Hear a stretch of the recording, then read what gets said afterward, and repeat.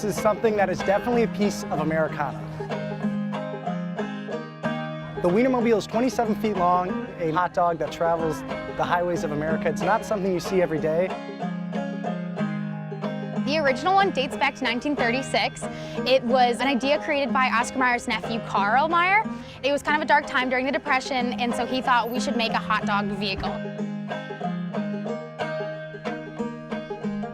So once I saw the Oscar Mayer Wienermobile, I literally thought, this is probably the coolest job in the country, and I set my sights on getting it. I got one more. Hit me up. That one's from me. Here you go. I go by Habanero Haley, so we each have our own nicknames. Ketchup Kyle's my partner in the Southeast region. This is our personal vehicle, so if we want to go do anything, sightseeing, go to a movie, a game, we're calling up the places saying, hey, we're bringing the Wienermobile, do you have a spot for us? Because really the hardest thing is finding a parking spot. You go to work, you love your job, you get to talk to people, you get to make people happy, and then on your off day, it's like, oh, yeah, I'll just casually go to Rocky Mountain National Park, or I'll casually go to Shoshone Falls. Between the two of us, we'll have covered most of the U.S. besides New England, which honestly this time of year is fine by us.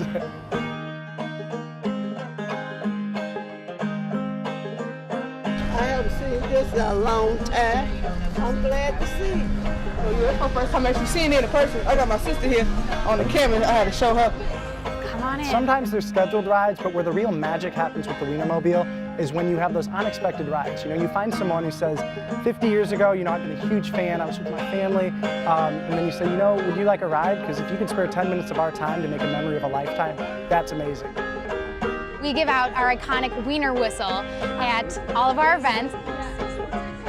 Everyone who sees the Wienermobile gets one. Hey, have a great day, guys.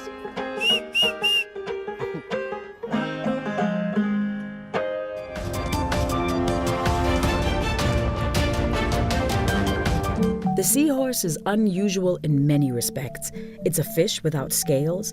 It has skin and swims upright. But there's something else remarkable about them. I think one of the most interesting facts would be the fact that the males carry the eggs. So in human terms, we can say the dads are pregnant and not the moms. They tangle their little tails and they move up into the water column, and the female will deposit her eggs into the male's pouch. And then the job's done. And within the next day, she will go and flirt with somebody else, gently. They carry those eggs, depending on species and temperature, anything from 2 weeks to a month. When the tiny seahorses are ready to be born, the male undergoes muscular contractions to expel the young from his pouch.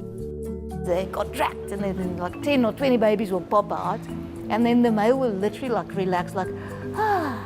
And then wait for a while, and then the next batch will come out. And they'll have anything from, 10 to 1,500 babies, depending on size, species, age, all of that. But it's amazing to watch. While seahorse fathers take the reins